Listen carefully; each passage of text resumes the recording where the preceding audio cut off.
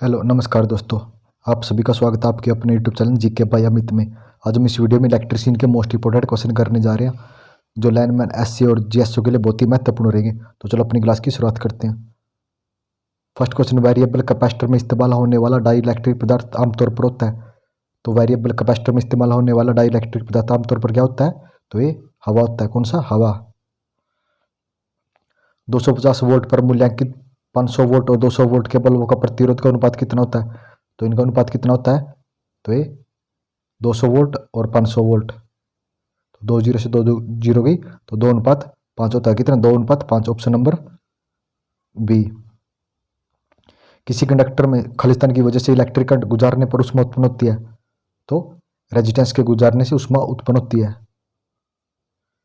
इनमें से कौन सा डिवाइस चुंबकीय फील्ड के रूप में ऊर्जा संग्रहित करता है? तो इनमें से कौन सा करता है? तो इंडक्टर करता है।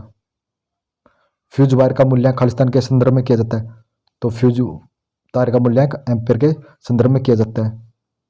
किसी सर्किट में 33 वोल्ट का एक रेजिस्टर दो दो एम्पियर का करंट ले रहा है तो पूरा रेजिस्टेंस कितना होगा? तो कितना होगा ये? 33 गुणा 2 कितना हो जाएगा? ये 66 हो जाएगा। कितना? 66। Option number C. इनमें से कौन सा एक सीरीज और समांतर डीसी सर्किट दोनों के लिए सही है? तो इनमें से कौन सा सही है? सीरीज और समांतर के लिए पावर संयोजक होते हैं। अगर 0.2 प्रतिरोध का एक वायर कंडक्टर की लंबाई दोगुनी कर दी जाए तो उसका प्रतिरोध 0.4 हो जाएगा, दोगुना हो जाएगा।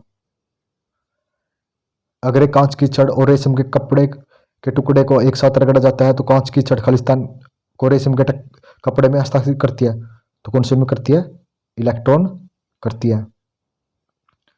एक ही विद्युतीय प्रतिरोध के लिए एक समान अनुप्रस्थ काट वाले एक कॉपर कंडक्टर की तुलना में एक एल्यूमिनियम कंडक्टर का वजन होता है। तो कितना होता है? तो 50% होता है। एक नारंगी नारंगी काला भूरा बैंगनी रंग का रजिस्टर खालिस्तान होता है। तो कितना होता है? 3.3 किलो ओम होता है। नीचे दिए गए चित्र में कौन सा घटक एक मानक संकेत करता है? तो कौन सा करता है? Light impedance register. Option number 1। एक बंद सर्किट में बैटरी के दो टर्मिनलों के बीच विभव के अंतर को बैटरी का खालिस्तान कहते हैं। तो बैटरी क्या कहते हैं? तो टर्मिनल वोल्टेज कहते हैं। एक रियोस्टेट का इनमें से कौन सा एक महत्वपूर्ण पोलोसिम्योर से अलग है? तो कौन सा अलग है? इसमें उच्च वोल्टेज रेटिंग होती है। कितनी होती है? इसमें उच्च वोल्टेज रेटिंग होती है। किरचॉफ के करंट के नियम के अनुसार एक सामूहिक पैरामीटर सर्किट में किसी नोड से निकालने वाले करंट का बीजगणितीय योग खालिस्तान के बराबर होता है। तो किसके बराबर होता है? 0 के बराबर होता है। खालिस्तान एक स्थिर विद्युत फील्ड के विरुद्ध एक इकाई चार्ज को दो बिंदुओं के बीच स्थानांतरित करने पर किया जाने वाला कार्य। तो किया जाने वाला कार्य क्या है? वोल्टेज है। इनमें से कौन सा डिवाइस एक वोल्टेज स्रोत के साथ सीरीज में दो रजिस्टरों वाला सर्किट बनाता है? तो कौन सा बनाता है? वोल्टेज डिवाइडर बनाता है। तो कॉपर की एक परमाणु में कितने इलेक्ट्रॉन होते हैं? तो कितने इलेक्ट्रॉन होते हैं? 29 इलेक्ट्रॉन होते हैं। इनमें से कौन सा घटक निश्चित डीसी को परावर्ती डीसी में बदलता है? तो कौन बदलता है? चॉपर बदलता है।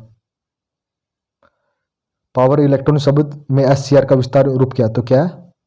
सिलिकॉन कंट्रोल रेक्टिफायर है। एक एससीआर में खालिस्तान पीएन जंक्शन होते हैं। तो कितने होते हैं? 3 पीएन जंक्शन होते हैं। कितने एससीआर में? 3।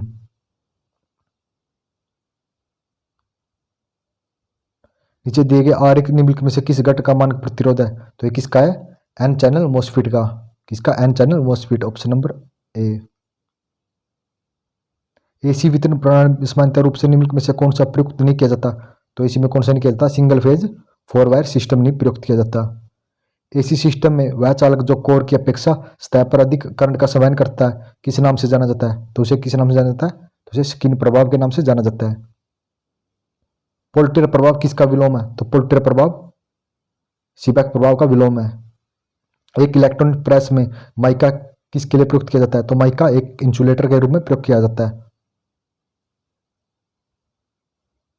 यदि एक चालू उपकरण को एक एमीटर के रूप में प्रयुक्त किया जाता है तो कॉइल में क्या हो जाती है? मोटी तार के टर्न की अधिक संख्या होती है। कितनी मोटी तार के टर्न की अधिक संख्या होती है? एक स्थायी चुंबक कॉइल उपकरण में विपक्षण टार्क किसके सीधे समानुपाती होता है? तो किसके होता है? वायु अंतराल में फ्लक्स घनत्व के, कॉइल में से होकर गुजरने वाले करंट के, तार के टर्न की संख्या के, प्रभावी कॉइल क्षेत्र के उपरोक्त सभी पर होता है। स्थायी चुंबक गतिशील कॉइल उपकरण का संकेल क्या है? तो क्या है इसका संकेल? तो ये यूनिफॉर्म है।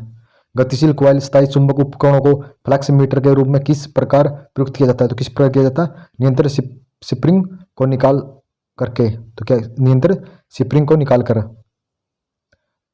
निम्नलिखित में से किसे मापने के लिए मैगर प्रयुक्त किया जाता है? तो मैगर उच्च प्रतिरोध को मापने के लिए प्रयोग किया जाता है। किसके लिए? उच्च प्रतिरोध को। यदि ध्रुवों की संख्या 4 है और 3000 आरपीएम की गति है तो एक सिंक्रोनस जनरेटर की आवृत्ति क्या होगी? तो कितनी हो जाएगी ये? तो 10 हर्ट्ज हो जाएगी। छाया ध्रुव सिंक्रोनस अल्टरनेटर के एक परिक्रम से होकर गुजरने वाली इलेक्ट्रिक की डिग्री की संख्या कितनी है? तो कितनी होती है? 1080 डिग्री होती है। कितनी? 1080 डिग्री होती है।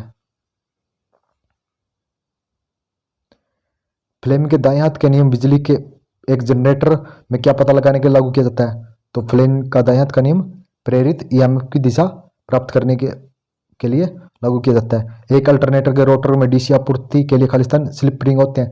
तो कितने स्लिप रिंग होते हैं डीसी की आपूर्ति के लिए? 2 स्लिप रिंग होते हैं।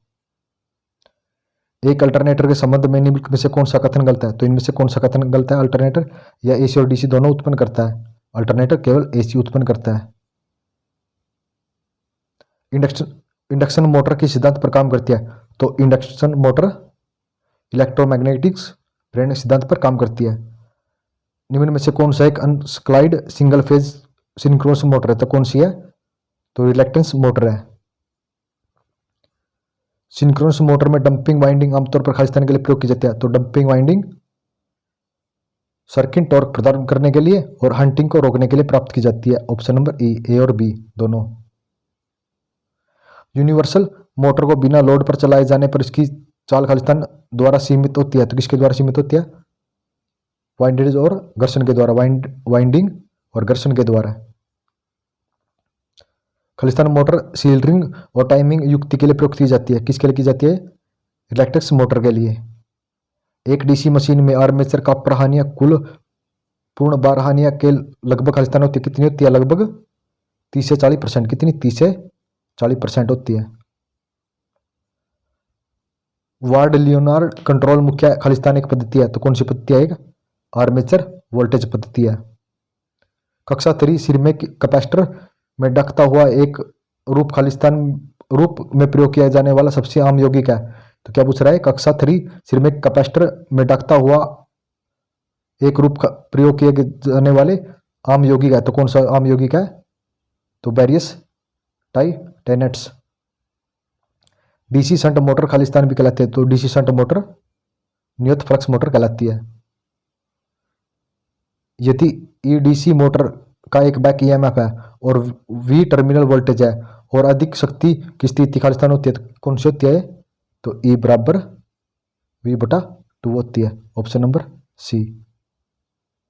यदि एक डीसी मोटर की लोड रहित चाल 1350 आरपीएम और पूर्ण लोड चाल 1150 आरपीएम तो उसकी वोल्टेज नियम खालिस्तान होगी। कितनी होगी उसकी?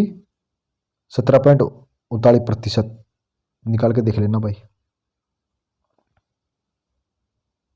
एक डीसी सीरीज मोटर की स्पीड आर्मेचर करंट खालिस्तान विशेषता होती है। तो कौन सी होती है? आयताकार अति प्रबल्य होती है। आयताकार अति प्रबल्य होती है। कौन सी डीसी मोटर सेंट्रीफ्यूगल पंपों के प्रयोग हेतु उपयोग होती है? तो कौन सी होती है? Shunt motor. DC shunt motor में चाल नियंत्रण के लिए आर्मेचर वोल्ट नियंत्रण पद्धति अथवा रियोस्टेट नियंत्रण पद्धति में परिवर्तनीय विरोध खालिस्तान होता है। कौन सा होता है? विरोध आर्मेचर के साथ श्रेणी क्रम में जुड़ा होता है। तो धन्यवाद दोस्तों, आप सभी कमेंट बताना कि आपको 50 क्वेश्चन कैसे लगे। अगर आपको अच्छे लग रहे हैं ना तो नेक्स्ट वीडियो जल्दी ही अपलोड कर दी जाएगी।